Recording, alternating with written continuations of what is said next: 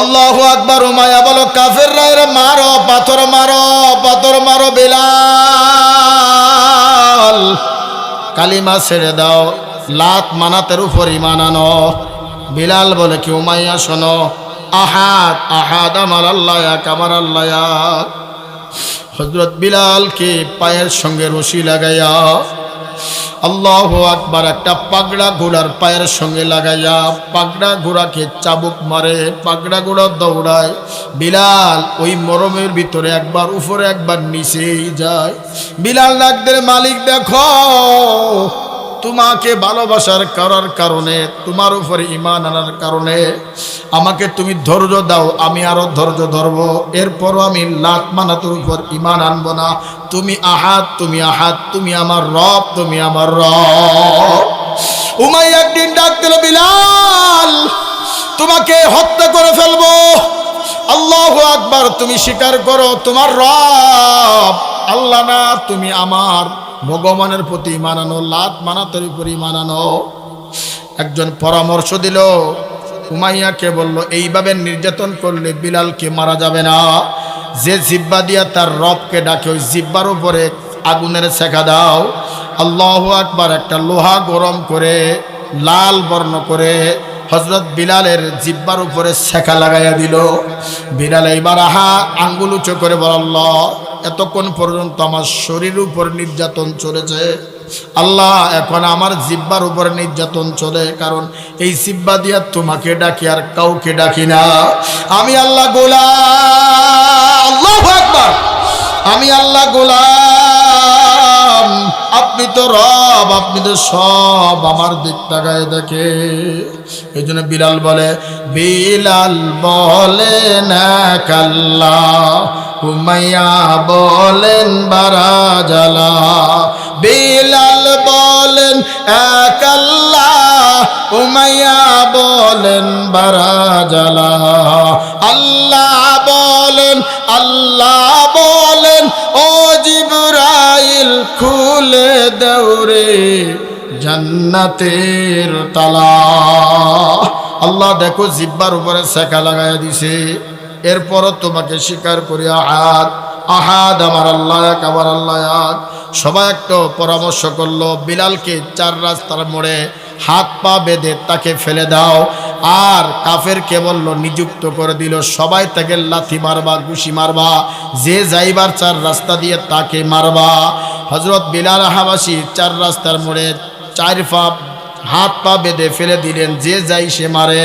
কিছু কিছু কাফেররা বিলালের কাছে যে বলে, বিলাল এত মার খাওয়ার দরকার কি, মার খেয়ে কি লাভ, মার খাইলে কি লাভ, তোমার রব তো তোমার কাছে আসে না, তুমি যার উপর ঈমান এনেছো তোমার নবী তো তোমার কাছে আসে না, কালিমা ছেড়ে দাও।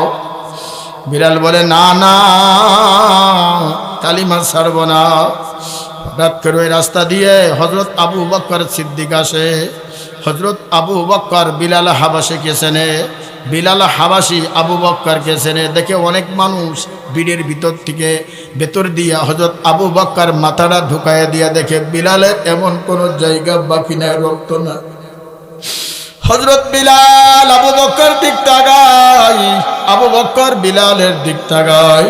হযরত বিলাল ডাক দিল, আবু বকর তুমি তো নবীদের কাছে যাচ্ছ? বলে হ্যাঁ। বলে আমার সালামটা নবীর কাছে পৌঁছাই দিও। মৃত্যুর আগ পর্যন্ত ঈমানের উপরে অটল ছিল, কালিমার উপরে অটল ছিল। বাজান কেমন করে আল্লাহর ভয় করেছে। আল্লাহ পাক অন্যতে বলেন, ইয়া আইয়ুহাল্লাযীনা আমানুত্তাকুল্লাহা ওয়া কুনু মা'আস সাদিকিন।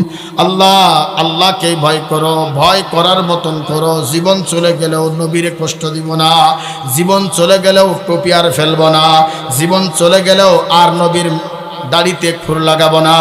এই জন্য আল্লাহ পাক বলেন, ওয়ামা আরসালনাকা ইল্লা রাহমাতাল লিল আলামিন।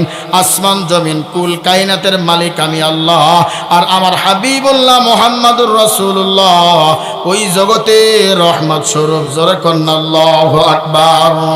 আল্লাহর নবীর সাহাবী হযরত আবু বকর সিদ্দিক রাদিয়াল্লাহু তাআলা আনহুকে একদিন আল্লাহর নবী ডাক দিলেন, আবু বকর শোনো, আমি তোমার সঙ্গে এই মক্কা থেকে মদিনায় হিজরত করব। ও বাজান, নবীকে কেমনে অনুসরণ করে কেমনে ভালোবাসে বাজান।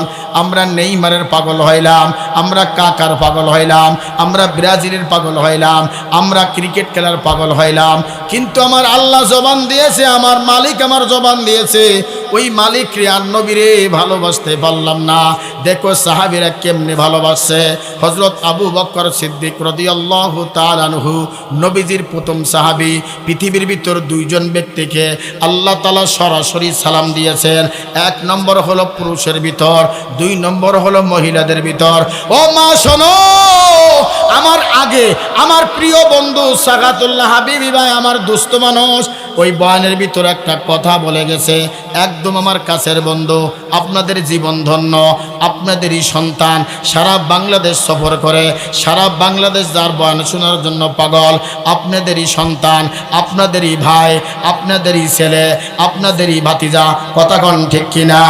কারণ কি বাজান, একজন আলেম বানাইতে গেলে মা বাবার কত কষ্ট। ওই মা বাবার কাছে জিজ্ঞাসা করে দেখবেন, ভাই ও আমার বাজান, আপনাদেরই সন্তান, আপনাদেরই বয়ান করে, তার কপালও ভালো, আপনাদের কপালও ভালো। আল্লাহু আকবার, আল্লাহু আকবার। যে মহিলার ভিতরে 4টে গুণ থাকবে, 1 নম্বর গুণ হলো 5 ওয়াক্ত নামাজ, 2 নম্বর গুণ হলো রমজান মাসের রোজা, 3 নম্বর গুণ হলো নিজের সতীত্ব হিফাজত করে রাখা, 4 নম্বর গুণ হলো স্বামীর খেদমত করা। কার কার কার? আপনার বিবির কণ্ঠ পর্দা করতে হবে, আপনার মেয়ের কণ্ঠও কি পর্দা করতে হবে। কষ্ট হচ্ছে আপনাদের? অল্প সময় দিয়ে আপনাদের কাছ থেকে বিদায় নেবে ইনশাল্লাহ। আপনার বিবি যে আপনার ফোন ধরবে, এটাও কিন্তু পর্দা। এখনকার বিবিরা যদি, স্বামী যদি বাথরুমে যায় অথবা গোসল করতে যায়, হঠাৎ করে আপনার বন্ধু আপনার মোবাইলে কল দিছে, এখন বিবি কয় হ্যালো, আছে না? মহিলাদের কণ্ঠটা চমৎকার মিষ্টি কণ্ঠ, যে শোনে সেই পাগল হয়। কথা কয় না? আকর্ষণীয় কণ্ঠ, যেমন চম্বক একটার সঙ্গে একটা লাগলে ঠাস করে ওঠে।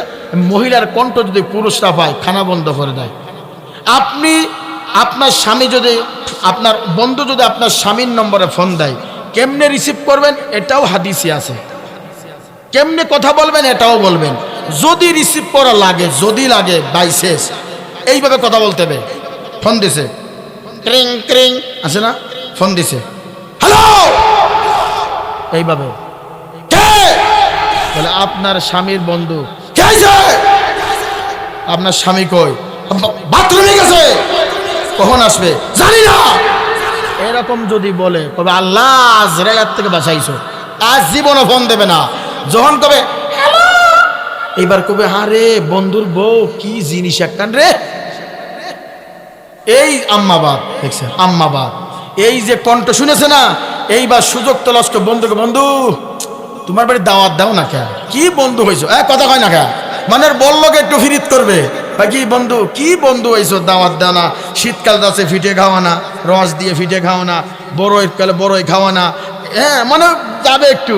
হ্যাঁ তো আসলে তো বন্ধু তোমার দাওয়াত দেওয়া দরকার। ঠিক আছে, আগামীকাল সন্ধ্যা আসো। ওরে বাপরে বাপ, মাগুরার থেকে সমসম নিয়ে এইবার যায়। এইবার বন্ধুর বন্ধু বন্ধু স্বামী কয়, হ্যাঁ বিবি আজকে বন্ধু আসবে, তোমার সঙ্গে 2 দিন আগে যে কথা বলেছে না, আসলে তো ঠিক, যে চমৎকার কণ্ঠ। এইবার সুন্দর করে আইলিন, ব্লুফিন, নেকেস্টিক, হকেস্টিক, রাস্তার টিক, প্লাস্টিক, সন, পাউডার সব মাইকে, শাড়ি একটা ভরে খ্যাকশিলের মতন লিপস্টিক একটু মাইকে। এইবার তো কথা তো করতে পারে না, ড্যাডি ড্যাডি মাম্মি, কথা কয় না। মাইকে চুপ করে চেয়ারে বয়ে থাকে। রাগ করতেছেন? রাগ করতেছেন? এইবার বন্ধু তোর ফিটে খাইতে আসি নাই, বন্ধুর বউরে দেখতে আইছি। এখন কাছে কাছে বন্ধুর বউর কাছে তো ডাইরেক্ট বসতে পারে না, বন্ধুর কাছে বসে করছে, বন্ধু জিনিস কন্তে যুগাইছিল রে। কথা কয় না, কথা কয় না। এগুলা শয়তানের ওয়াসওয়াসায় আপনার স্ত্রী পর্যন্ত আগায় দেয়। এই জন্য কোনো পরপুরুষকে আপনার আঙ্গিনায় ঢোকানো যাবে না। আগে দেখছি আমাদের মুরব্বীদের জামানায় ঘরে ঢোকার আগে একটা কাছারি ঘর থাকতো। কথা কয় না? ওই কাছারি ঘরে বসে যত আত্মীয় আছে সব খাবা, ঘুমাবা, হাঁকবা, মুতবা, সব ওই জায়গায় করবা। ঘরে ঢুকা নিষেধ। এখন ওরে বাপরে বাপ, খালাতো বোন বিয়ে দিছে, খালাতো ভাই 3 বছর যায় না, হঠাৎ করে একদিন বোনের বাড়ি গেছে।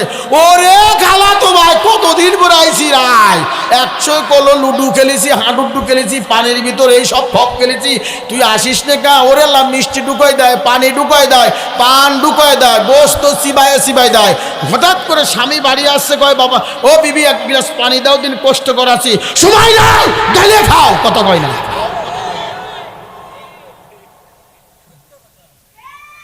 কিন্তু পাশের বাড়ির দেবর কথা কয় না। দেবর যদি কয় ভাবি শেষ। আপনার স্ত্রী আপনাকে ফোন দেয়, হ্যালো কি হয়েছে?